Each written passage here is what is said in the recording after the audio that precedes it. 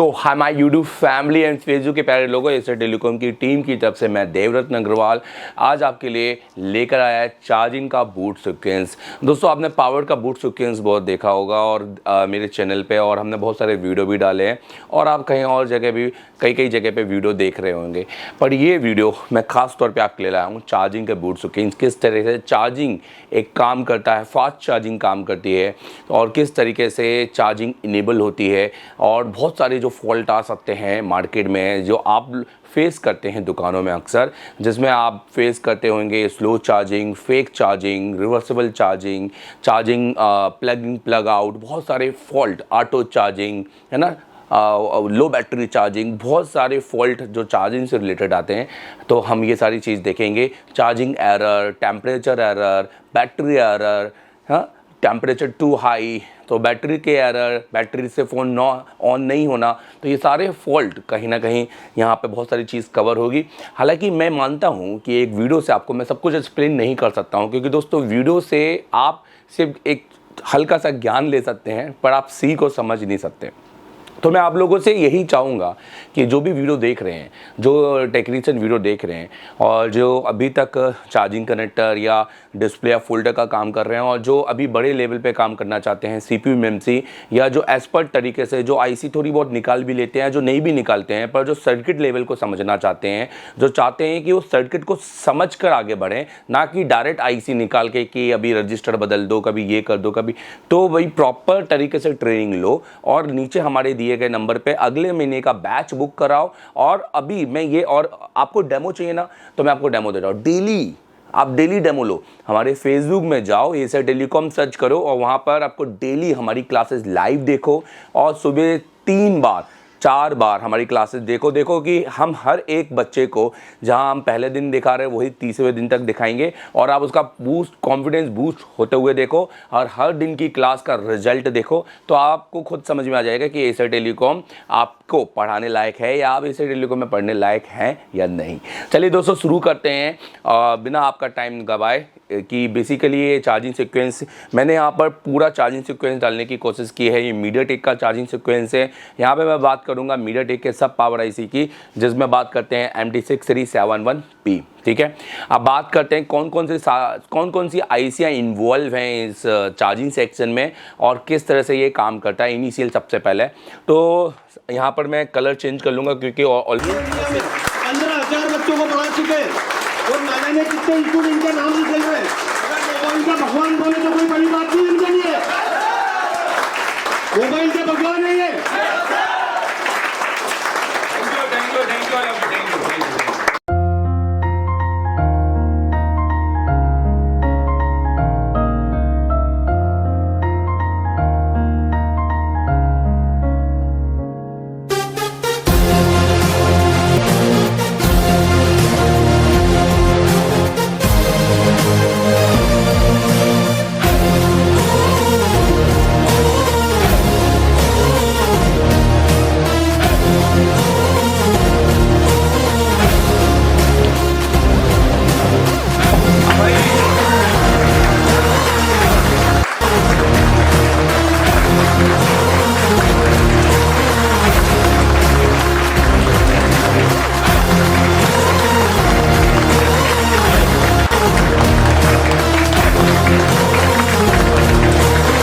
मैंने सारे कलर एक ही रखे हुए हैं और ये मेहनत मैंने आपके लिए की है। तो शुरुआत करने से पहले प्लीज़ इसको लाइक कर दो और अगर अच्छा लगे, वाकई में रिजल्ट मिले, तो प्लीज़ इसको शेयर करो। मैंने आप लोगों के साथ शेयर किया है, आप प्लीज़ इसको आगे बढ़ाइए ताकि और भी लोगों को ये एक फ्री की चीज़ मिले और उनको नॉलेज बढ़े।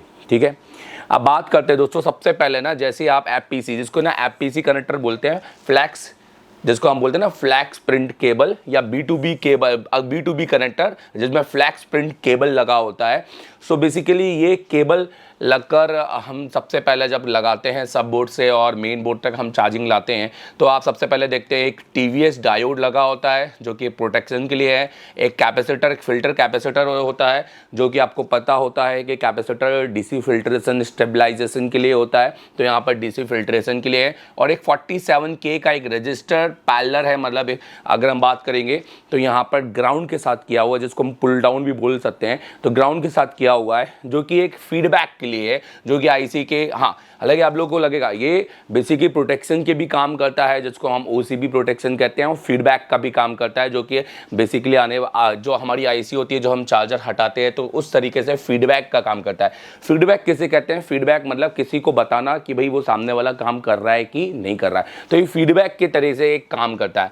सबसे पहला जो आपका करंट होता है दोस्तों, जो चार्ज का करंट होता है, जिसको हम 5 वोल्ट बी बस की लाइन बोलते हैं, प्लस 5 वोल्ट लाइन बोलते हैं, तो ये लाइन सबसे पहले हमारी जाती है चार्जिंग आईसी के अंदर। अब चार्जिंग आईसी के अंदर ये 5 वोल्ट ज़्यादा ना हो जाए, क्योंकि क्या होता है ना, ये आमतौर पे देखा गया है कि हम अपने घर पे बैठे हैं, दोस्तों के घर पे बैठे हैं, हमने देखा कि 3 एम्पीयर का चार्जर, 4 एम्पीयर का चार्जर, 5 एम्पीयर का, और हमने घुसा दिया अपना मोबाइल। सो रीज़न उससे फॉल्टी, उससे हो सकता है कि फॉल्ट हो जाए, क्योंकि हमारे फ़ोन में लगी आईसियाँ, हमारे फ़ोन में लगे प्रोटेक्शन सर्किट उस इतने एम्पीयर का लोड सह सकते हैं कि नहीं, क्योंकि हमें तो लगता है कि हम जितने एम्पीयर का घुसा दें वो पूरा एम्पीयर ले लेगा, पर ऐसा नहीं है, जो सर्किट होगा उतना ही ले पाएगा। तो यहाँ पर अगर हम बात करेंगे, इसलिए यहाँ पर एक OVP ओवर प्रोटेक्शन आईसी लगाई है। यहाँ पर 12 वोल्ट की लगती थी, अभी तो 12 वोल्ट की आती है, यहाँ पर 9 वोल्ट का प्रोटेक्शन लगाया है, जो कि इस वोल्टेज को रेगुलेट करके चलता है, और यहाँ पर भी आपको 5 वोल्ट ही देता है। अभी यही इसी चीज़ को अगर ये भरने नहीं देगा, अगर ये भरेगा तो ये आईसी क्या करेगा, आईसी डैमेज हो जाएगा और ये आईसी खुद ब खुद ओपन हो जाएगा, एक तरह से इसका सर्किट ब्रेक हो जाएगा, क्योंकि ये प्रोटेक्शन सर्किट है, ठीक है। जनरली ऐसे आईसियाँ क्या, जनरली जो ऐसी आईसी होती है, जैसे आपने पहले देखा होगा नोकिया में बनती थी, जिसमें सीरीज में हाई वैल्यू के रजिस्टर और पैरेलल में आपके इसी तरह के डायोड लगे होते थे, जिसको हम यूनिक डायरेक्शनल डायोड कहते थे, ठीक है।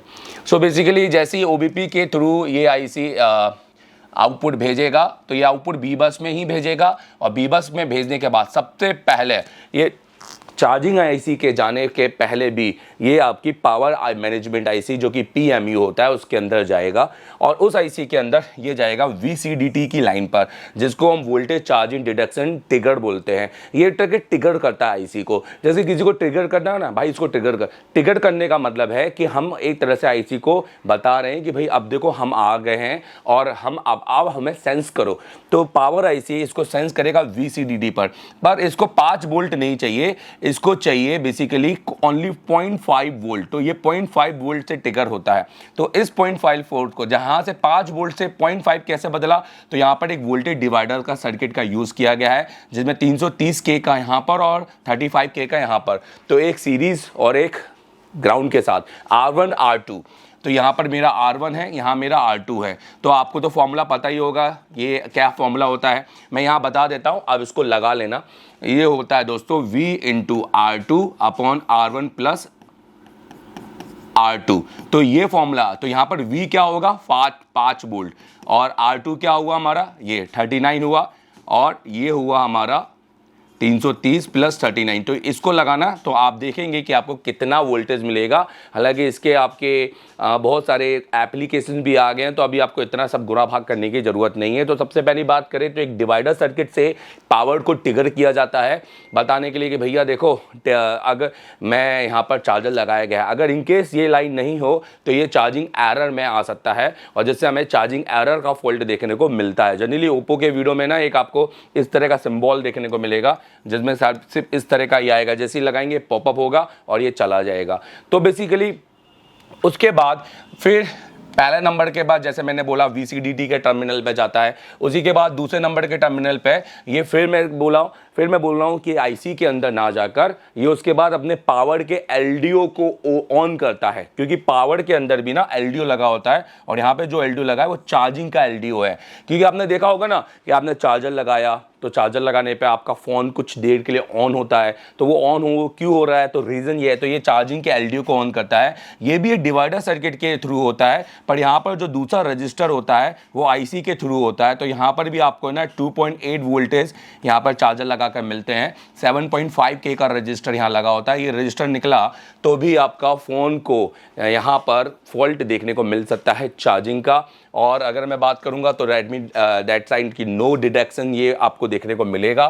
सो यहाँ पे 5 वोल्ट आएंगे और यहाँ पर आपको 2.8 वोल्टेज मिलेगा एक रजिस्टर पे। अब दोस्तों कई बार ये भी देखा गया है, जो कि जब मैं पढ़ाता हूँ क्लास में प्रैक्टिकली, तो ICU निकाल के पैड लाइन और डाटा शीट बनाना यही बहुत इंपॉर्टेंट होता है।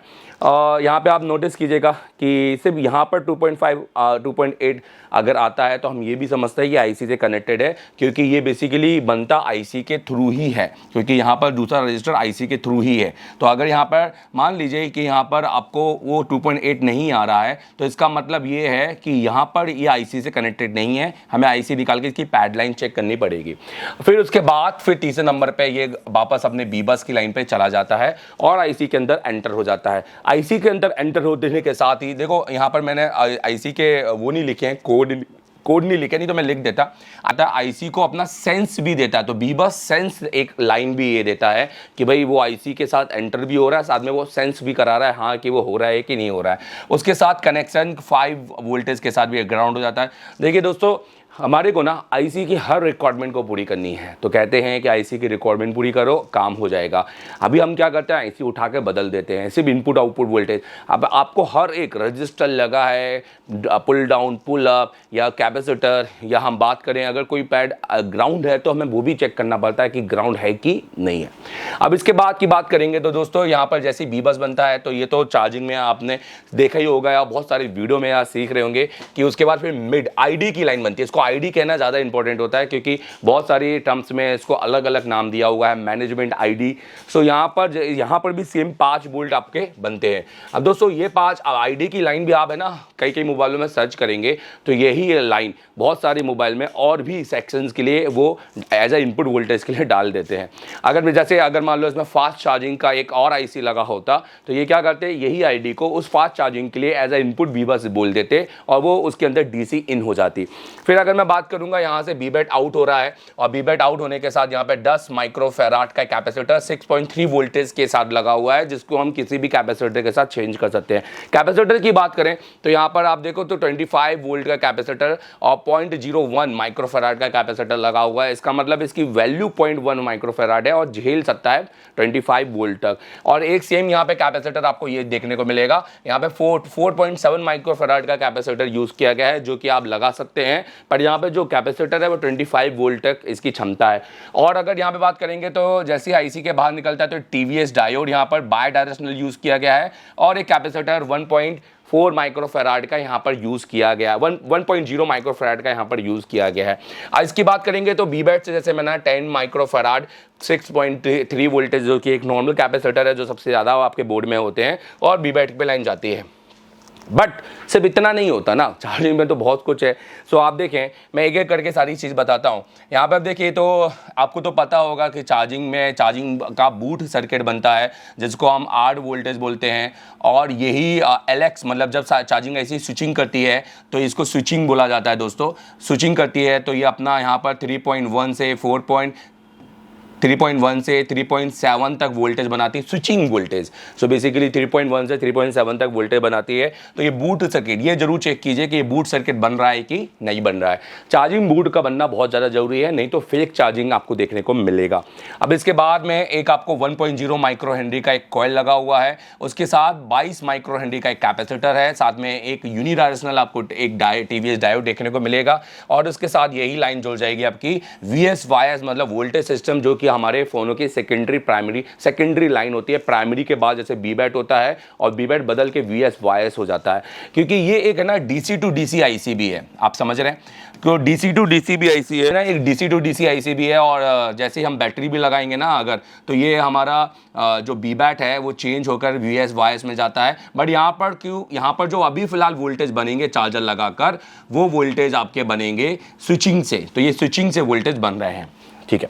अब जैसी VSYS को स्विचिंग से वोल्टेज मिलते हैं तो वापस घूमकर वो अपने पावर के SMPS को ऑन करता है, जिसको हम बक सेक्शन बोलते हैं, और हमारे फ़ोन ऑन होता है। अगर हम चार्जर लगाते हैं तो फ़ोन हमारा कुछ देर के लिए ऑन होता है, तो हमारे फ़ोन के SMPS सेक्शन को भी ऑन करना होता है, यही रीज़न होता है। उसके साथ भी बहुत सारे फैक्टर्स होते हैं, उसके साथ इनपुट में बहुत सारे कैपेसिटर्स होते हैं, 0 ohms के खास तौर पर एक रजिस्टर होता है। उसके साथ में आपको काफ़ी पैरेलल कैपेसिटर देखने को मिलेंगे, जिसमें ग्राउंड सेंस की लाइन मिलेगी। आप देखिए मैंने ग्राउंड सेंस को थोड़ा सा हल्का सा हाईलाइट किया हुआ है। बीबैट में भी देखो तो बीबैट सेंस आपको मिल रहा है, तो मतलब ये सेंस की लाइन होना बहुत ज़्यादा जरूरी है, जो कि मिड लेयर के थ्रू एक लाइन जा रही है। अगर ये बीबैट सेंस की ये वाला पैड लाइन टूट गया तो भी आपका बीबैट सेंस नहीं करेगा, मतलब बैटरी से आपका फ़ोन ऑन नहीं होगा, बस आप फ़ोन चार्जिंग से ही लगा के ऑन कर सकते हैं।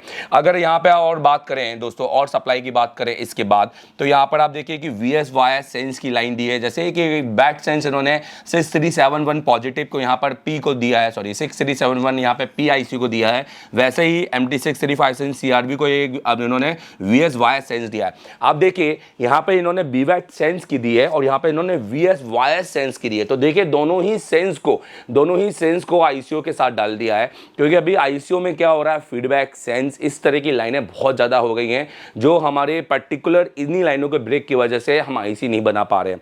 सो अगर मैं बात करूँ, ये देखिए ये भी यहाँ पर एक आपको सेंस लाइन देखने को मिलेगी, जो कि मिड लेयर के थ्रू आपको देखने को मिलेगी, जिसके साथ 1 माइक्रो फराड का कैपेसिटर आपको देखने को मिलेगा। अब दोस्तों अगर मैं और बात करूँ तो जैसे ही बैटरी पर यहाँ पर आउटपुट बनता है, मीडियाटेक के सेटों में क्या होता है, चार्जर लगाने पर आप बीबैट पर वोल्टेज देख सकते हैं, बट अगर यही चीज़ कॉलकम में होती तो वहाँ पर बैटरी सेंस सर्किट जैसे कि बात करूँ, वहाँ पर जब तक आप बैटरी नहीं लगाएंगे तो आपको आउटपुट वोल्टेज देखने को नहीं मिलेगा, बट यहाँ पर विदाउट बैटरी का आपको बीबैट पर वोल्टेज देखने को मिलता है। अगर बात करें तो अब इसका सर्किट पूरा कैसे होगा, क्योंकि हम बैटरी लगाएंगे तो ID और NTC दो एक सर्किट इसके अंदर डाले गए हैं। सो इसमें क्या होता है, सबसे पहले बैटरी की बात करेंगे तो बैटरी के BMS सर्किट के अंदर ID के लिए एक रजिस्टर पुल डाउन, मतलब एक बात करेंगे तो पुल डाउन का मतलब है एक रजिस्टर पैरेलल लगा होता है टू ग्राउंड, और NTC की बात करेंगे तो वहां पर एक NTC रजिस्टर को ग्राउंड किया जाता है पैरेलल, ताकि एक डिवाइडर सर्किट इनके लिए भी बनाया जा सके ID और NTC की। जैसी बैटरी लगाया ID और NTC ने कुछ वोल्टेज सेंस किए और उसके बाद फिर वो सर्किट काम करेगा। तो जो पुल डाउन मतलब जो ग्राउंड वाला रजिस्टर है वो BMS सर्किट में लगा होता है, और जो सीरीज सर्किट है तो आप देखिए ID का सीरीज सर्किट यहाँ पे 1K के साथ है, जिसको एक पुल अप रजिस्टर के साथ यहाँ पर वोल्टेज दिया जा रहा है 1.8 VIO की सप्लाई के साथ, और इसके साथ इसको ऑक्सिलरी ID मतलब CPU के साथ इसको कंट्रोल किया जाता है, मीडियाटेक के अंदर CPU के साथ कंट्रोल किया जाता है। और अगर NTC की बात करेंगे तो यहाँ पर 1K का रजिस्टर है सीरीज में, जो कि पुल डाउन यहाँ पर NTC है, और उसकी अगर वैल्यू बदलेगी तो ये बेसिकली आपके टेम्परेचर एरर पर चला जाएगा। और इसके साथ इसको 16.9K के साथ यहाँ पर एक सप्लाई दी गई है, जिसको हम बात कर सकते हैं, ये सप्लाई को रेफरेंस PMU। सो यहाँ पर रेफरेंस PMU मतलब एक वोल्टेज दिया गया है जो हमारे NTC को भी वोल्टेज दे रहा है, एक पुल अप रजिस्टर के साथ, सॉरी एक पुल अप रजिस्टर के साथ एक वोल्टेज दे रहा है।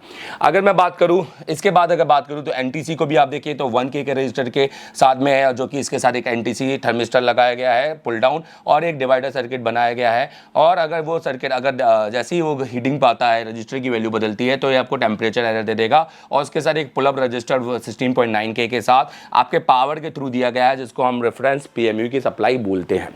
अब दोस्तों इसके बाद अगर हम बात करें तो बैट सेंस और आई सेंस जो सप्लाई बनती है, अच्छा इसको बैट ऑन सप्लाई कहा गया है। NTC को हमारी मीडियाटेक के अंदर बैट ऑन, और ID को हमारे मीडियाटेक के अंदर ऑक्सिलरी ID कहते हैं। अगर हम बात करेंगे दोस्तों कि बैट सेंस और आई सेंस की दो सप्लाई ये बनना बहुत ज़्यादा जरूरी है। ये सिर्फ और सिर्फ बैट सेंस और आई सेंस आपके बैटरी से कनेक्टेड होती हैं।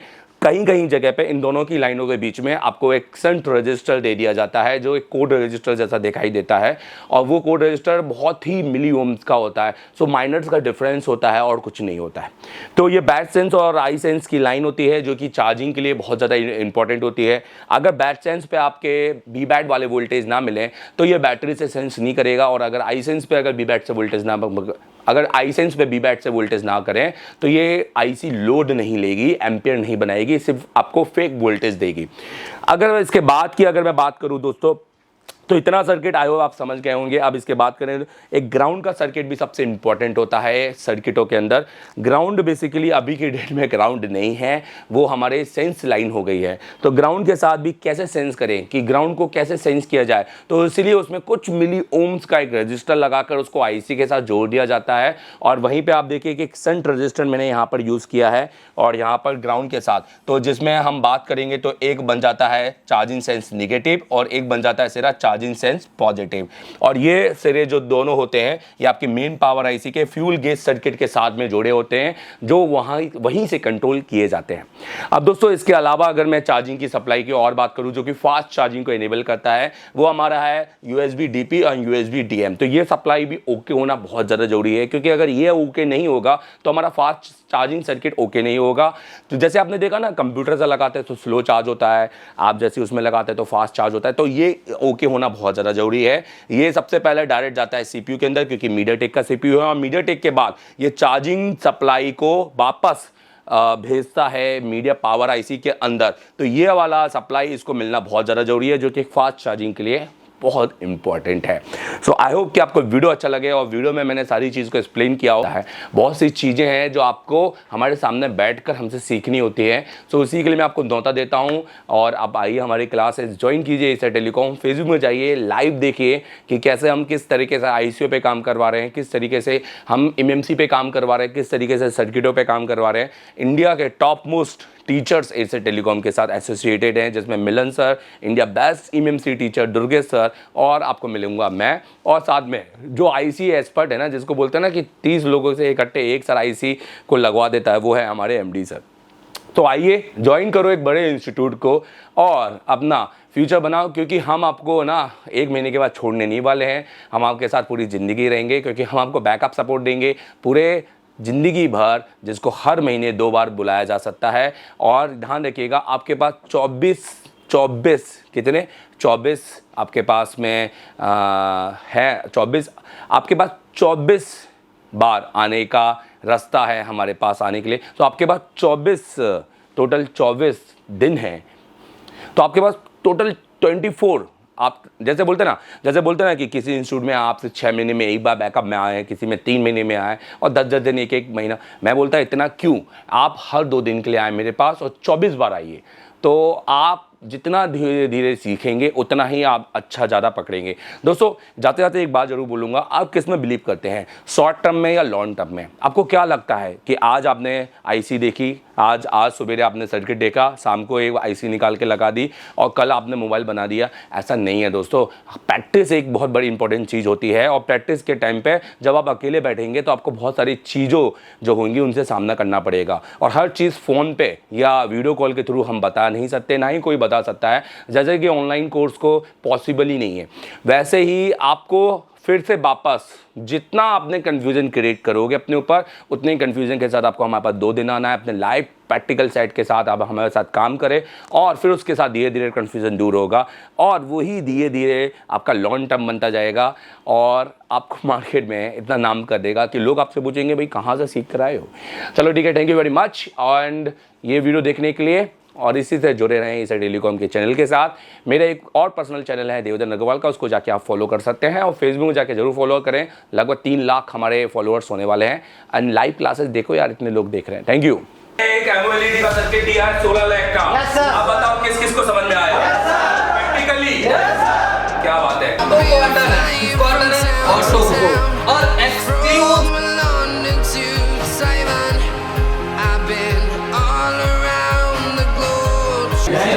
इधर दिखाइएगा।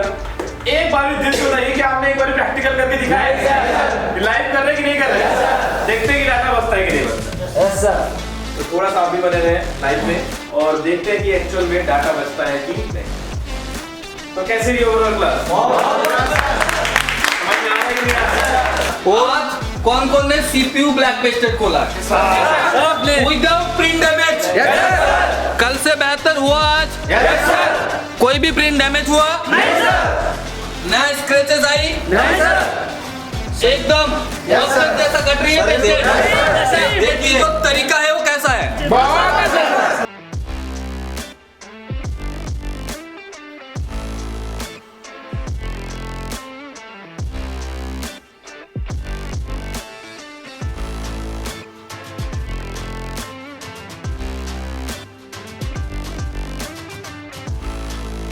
तो कॉन्फिडेंस लेवल के बारे में क्या बोलना चाहेंगे आप?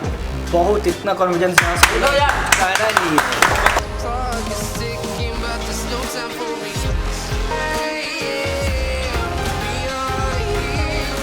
सर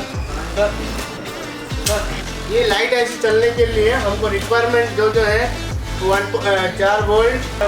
इससे अगर उसको पल्स आएंगे तो उसकी टेस्टिंग से पता चल जाएगा कि आईसी सही है कि गलत है, ठीक है। तो उसके काला पूरा ऐसी में जाता है जिसमें प्रोटेक्शन लगा हुआ है, डायोड लगा हुआ है, टीजर डायोड। और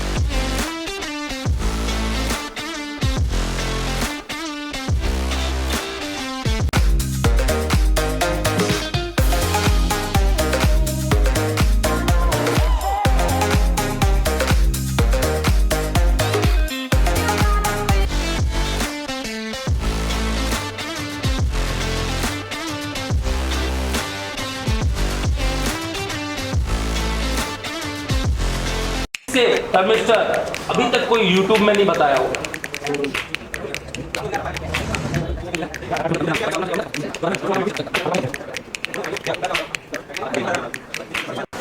क्या नाम है आपका? संतोष। अभी आप क्या करने वाले हैं? उसका सीपीयू निकल रहा हूँ। कौन सा फोन है ये? MI Y1। Y1 है जी। तो अभी आप इसका CPU निकालने वाले हैं।